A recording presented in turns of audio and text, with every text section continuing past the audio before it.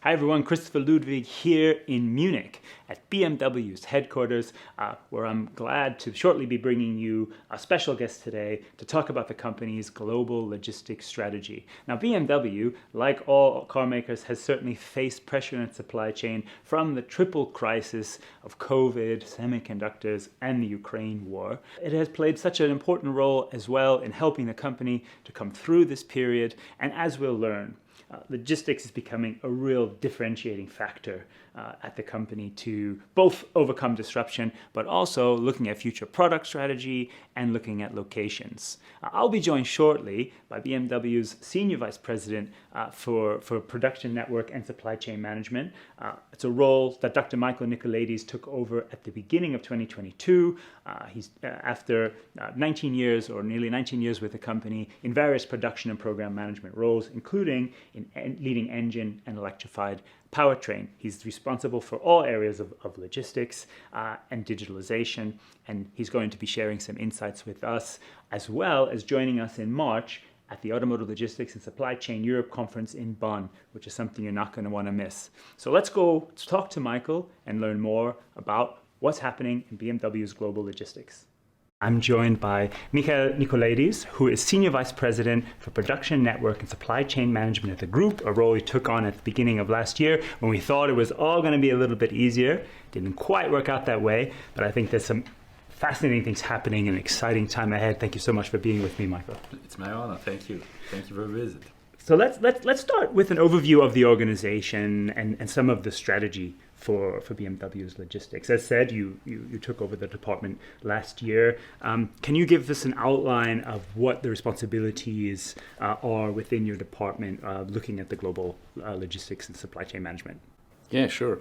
So I think we have a unique responsibility for logistics, because not only the global logistics is in my responsibility, but also the complete responsibility for what we call the order to delivery process. So this includes the intake of the customer orders to the final delivery of our cars, which means that we also are responsible for the program planning, how we internally call it, which is the question for which market do we build how many cars in which plant on a monthly and weekly level.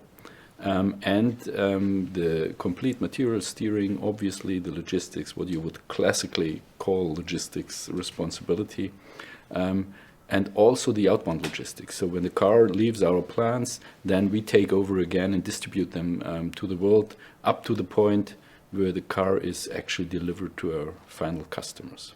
So that's what we call the process owner for order to delivery. And in addition to that, also the strategic question on a long-term perspective, where do we build which cars on a long run, like a couple of years in advance? That's also in my department, because in the end, with that decision as an OEM, you define the footprint also to some extent for your supply chain, obviously. I believe it was your first role in logistics directly, if I'm correct. I think you've previously been in production and a number of other areas. And most recently leading engine and electrified powertrain. What are some of the biggest surprises for you coming into this role, whether in terms of the processes, the complexity, the technology? So to be correct, I have been in my department already, being responsible for the program planning. So I knew that part right. kind of very well. But nevertheless, coming from engine and powertrain, an area where you naturally have a lot of transformation and change and volatility going on.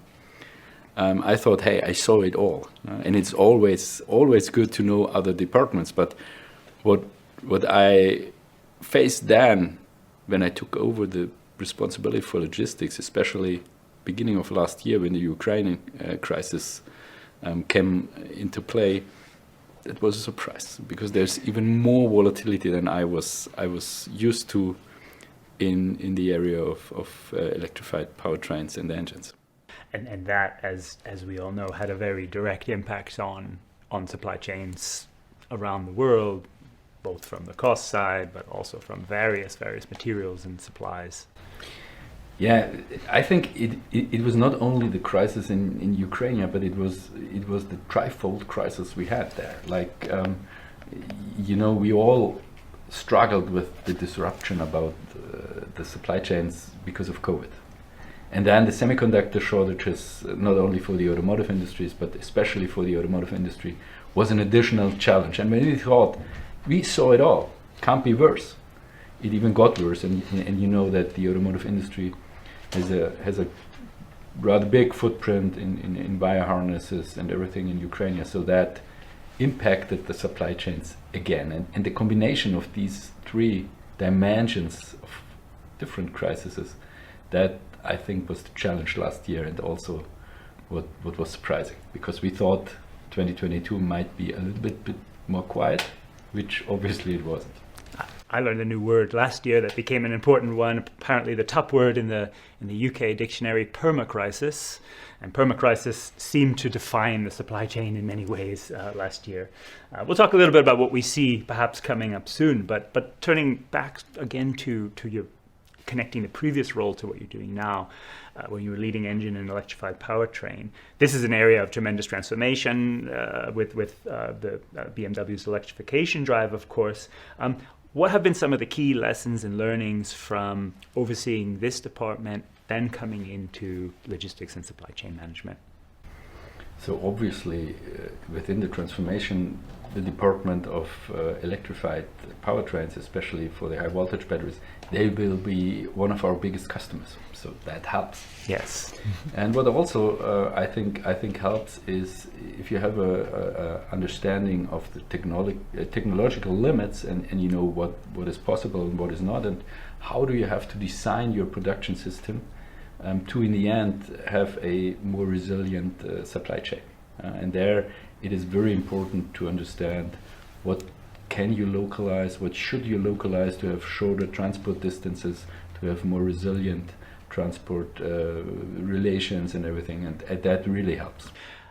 Looking at a strategic level, BMW's manufacturing has set out the iFactory and is rolling out across a number of plants being lean, green, digital. I can see logistics as a huge supporter of this strategy. I'm also interested in how you see some of the most significant implications of the strategy in terms of how you're managing the global logistics network. So I think in logistics, lean, green, digital, we are a main enabler for that, because logistics is obviously designing the production network, and if you think about lean, the question alone, as we talked about, where do you produce which car, how do you manage and localize your supply chain, this is one of the key levers for an efficient transports network. So we're paying into that dimension of lean, green, digital for the group. Green, obviously, also if you have shorter transport distances, naturally you're consuming less CO2, but also we try to partner with our logistics providers to have the shorter distances which we are aiming for. We have more and more green transport logistics on that, and we have a lot of impact in that area. And digitalization, obviously, managing a supply chain successfully is only possible with digitalization, and we did a lot of progress also before the crisis, but the crisis somehow accelerated all that. And I think that's really a differentiating factor. If you have a good transparency and only digitalization helps you in the complexity we see in the automotive industry, then you can really contribute to the success of the company. That is a perfect segue to looking perhaps a little bit ahead, or looking more at what's happening now and in the near future. We've talked about the triple crisis, perma-crisis, the pandemic, semiconductors, Ukraine, leading to inflation, etc. Now, as we start 23, what's your outlook of how the supply chain looks in terms of stability, as well as how you're managing it? Because it would seem that there is some progress in how we manage these disruptions. The Q4 numbers were very strong, and sales obviously on a good trajectory and recovery. So what's the outlook? Can we relax a little in 2023? If I would know that, I would be a rich guy. So I think there's two things. I hope that the situation will calm down a little bit. I really hope, and I think there are some signs and some reasons to believe that hope is justified. But on the other hand, even if it calms down a little bit, which I think it will, we have to somehow accept that it won't go to a level where we were before the trifold or the perma crises. I think we have to accept that some of that is the new normal. Yeah. Volatility will be the new normal, which we have to adapt, and to master that will be a differential factor. If we look a little bit more specifically at some areas in transport and logistics, for example, do we see any rising or potential issues around capacity, be it in shipping? We previously seen challenges on rail. There was the container issue we know about. That's perhaps easing a little bit. Again, just as a kind of overview, are you addressing this with providers to try to identify and address these issues? Yes, certainly. We are constantly discussing with our providers what are the challenges for the future. And as you said, last year we had a lot of challenges for the global transport logistics, container capacity and everything else in connection with the COVID crisis. Looking at this year, especially in Germany, I think, yes, we have some infrastructure challenges, especially in the railroad sector, which is not only affecting BMW, not only the automotive industry, but it will be something we have to look into together very carefully, and we do that already with the VDA and with politics in order to really make sure that we are doing the right things here together with our partners and together with the government regarding rail infrastructure as one example. You mentioned working with partners. Looking over these long-term horizons, does it change the way you need to work, or OEMs need to work with their providers? Just for example, to give them some confidence in investment, or to come along and address some of these issues, which we'll face in the long term now.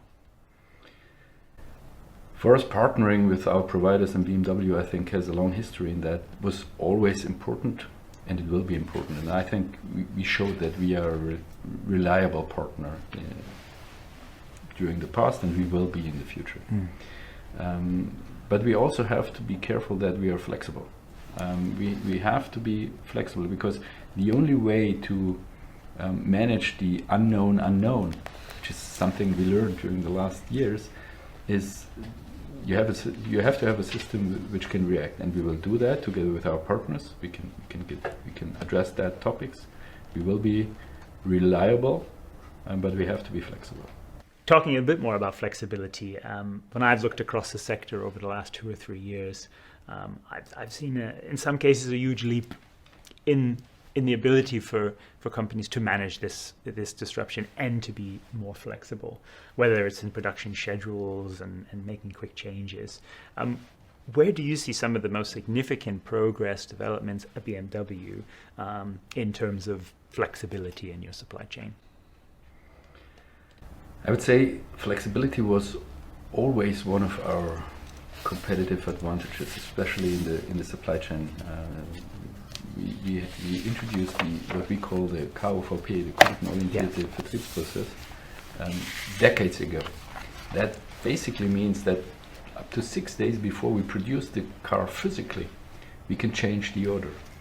And that obviously was one prerequisite to be successful in the crisis, and we deepened our knowledge there.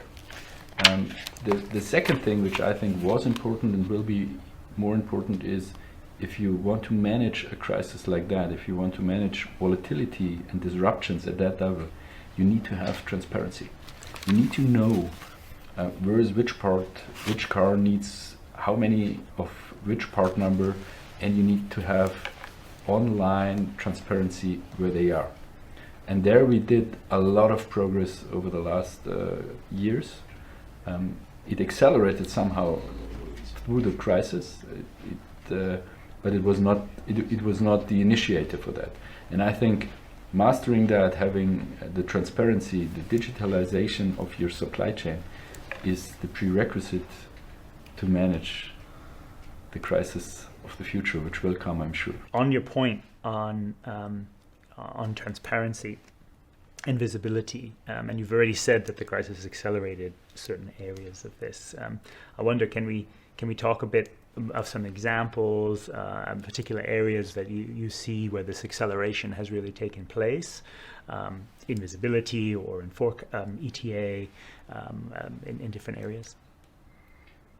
Yeah, we had huge efforts already in that. We call that connected supply chain. Yes. Internally, and obviously we have a control tower where we bring together all informations we have, and my colleagues in material steering, they have online transparency about the relevant parameters. And during the high time of the crisis, we had a daily meeting on senior executive level, and based on that information, and then we took decisions. And that, I think, was one of the key advancements we introduced in the crisis, and which we will use to get more excellent, more efficient, even if our hope will really materialize and it will be more quiet during the next couple of months. But this is one step in. We evolved further in that. Having covered the connected supply chain strategy at various points over the years, is this integrated now as well with other tools and systems? So, for example, can you see a potential problem and connect it to inventory levels elsewhere so that you can react sooner, or is this still on the path of the journey to better connect this together?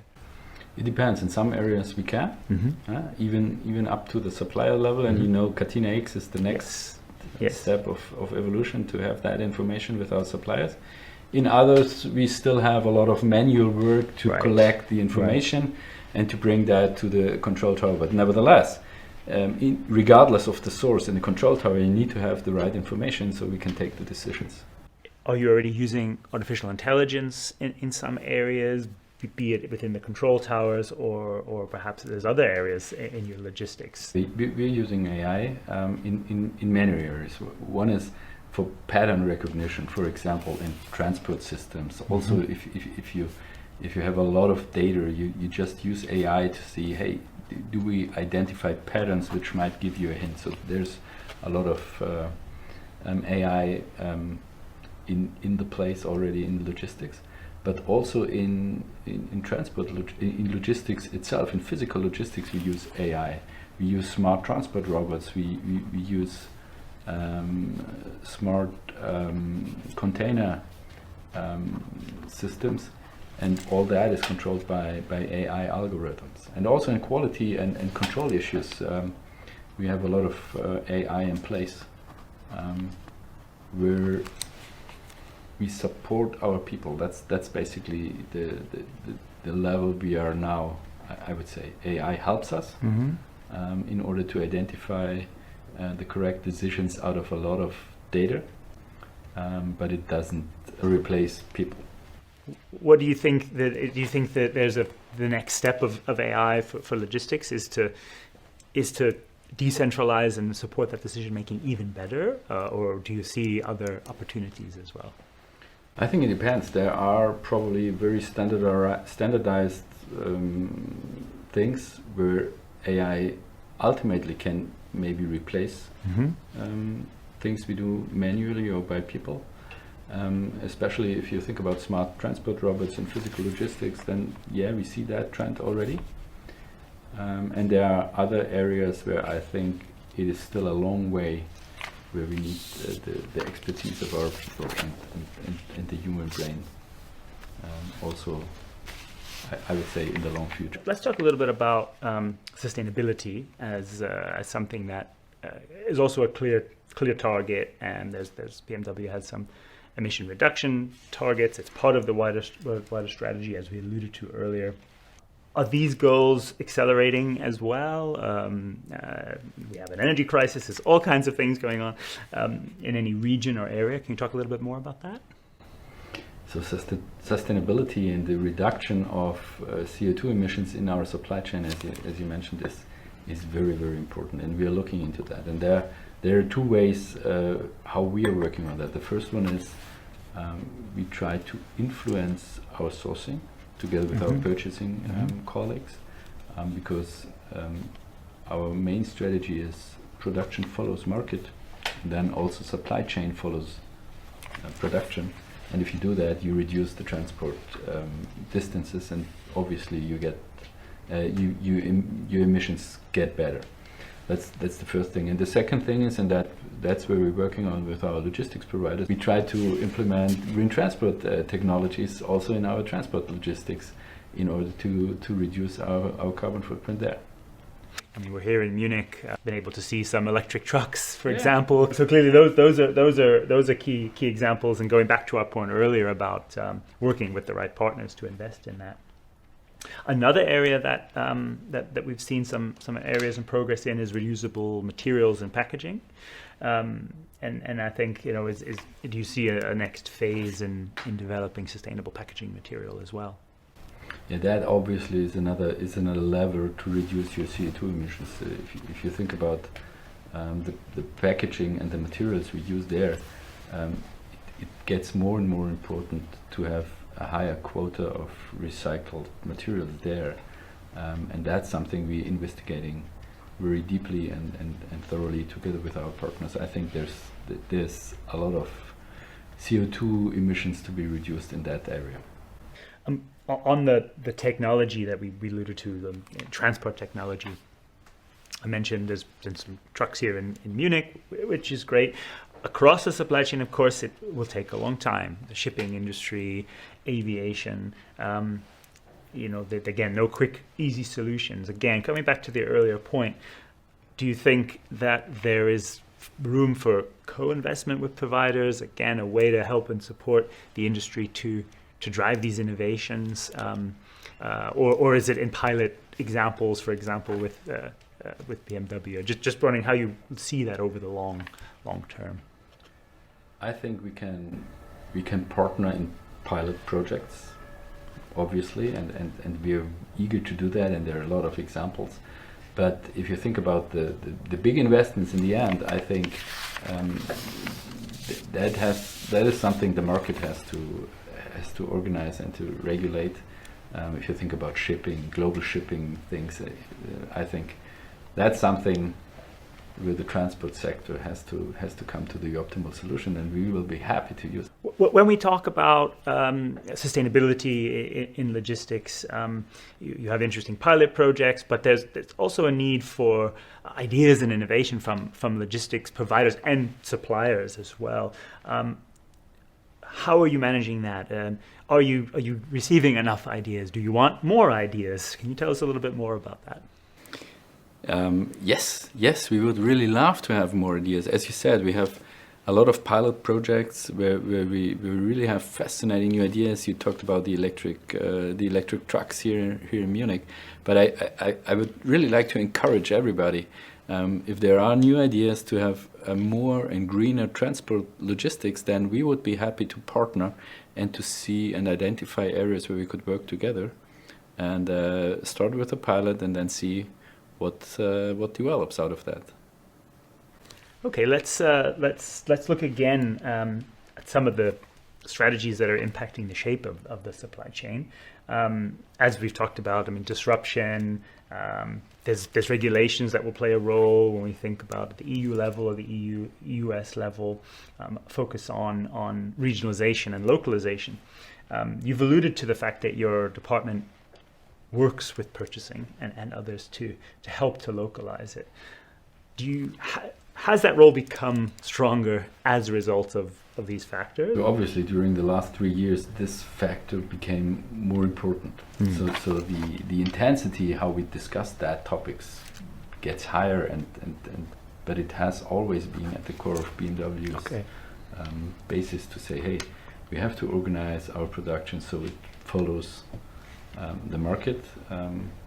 That has been the case already for the last decades, but I think it got more and more important. That's how I would state it. And does it, do you have to look at different tools to do than previously? I mean, the factors seem to, with the complexities that we've alluded to, or is it again more a question of just going into the detail, working with the right partners, suppliers, etc.? Yeah, I think you have to find, especially for your products, you have to find the right partners. You have also to convince partners to industrialize in that areas, and that gets more and more important. But as I said, that's not a new principle. No. It just got more and more important. From an engineering side, we want to standardize and to, through platforms and to gain economies of scale. That won't change in electrification. But for the customer, it needs to be differentiated. Do you see the complexity increasing for logistics? I think we have to differentiate. We have to increase complexity where our customer benefits from that, and we have to figure out in which areas do we have complexity which might not be differentiating for our customers, and that's something we have to look very deeply into. And if you end up with the complexity you need in order to fulfill our customer demands, then that's something we in logistics have to master. And if we do that, then we play a significant role in the success of BMW. What's exciting you most when you look ahead? I mean, besides the fact that hopefully things get a little bit easier, what's to you the most exciting opportunity that you see in the automotive and BMW's global supply chain and logistics? I think BMW, the differentiator for BMW is the products, has been, will be. But the last years showed that mastering the supply chain behind that will be a differentiating factor for the future, because volatility, as we said, won't go away. That will be the new normal, and if you're able to master that and if you can manage that correctly, then you can play a significant role for the success of the company. And that's something which I think is very exciting. Logistics as a differentiator for the success of BMW. That's how I would put it. And it's an exciting point indeed, one that we're at Automotive Logistics excited to continue to cover. We're going to be talking about some of this as well at the Automotive Logistics and Supply Chain Conference in Bonn coming up March 21st to 23rd, where you'll be among our headline speakers. So very excited to share more of this message with our international automotive logistics community, and to follow the progress in technology, systems, and people that you've been describing here. Thank you so much for welcoming me here in Munich and giving us the chance to talk about this. Thank you very much also for your interest. Well, there you have it, everyone. You've just heard about the critical role that logistics can play as a competitive advantage for BMW. As Michael Nikolaides made so clear, that it's both in managing the disruption in the supply chain, but also influencing so much about BMW's sourcing, supplier base, production footprint, where models are produced. Input from logistics has become more important and will become even more critical. Also exciting, and perhaps most important, was the call for ideas and innovation from logistics service providers. Whether that's in systems, whether that's in managing capacity, whether that's in sustainability, BMW stands open and ready to hear from you. And I hope you'll consider doing that. And one opportunity that I hope that you shouldn't miss to do that is the Automotive Logistics and Supply Chain Europe Conference, which is happening March 21st to 23rd in Bonn, Germany, where Michael Nikolaides will be the headline speaker at the event and will join a panel talking about innovation and opportunities in logistics and supply chain. So I hope you'll consider joining us there. We have links to register on the website. It will be a great chance to come together as a community. That's it for us here at Automotive Logistics in Munich. We're bringing you a lot more coverage, both of BMW and the global automotive logistics industry. Thanks so much for joining us here today.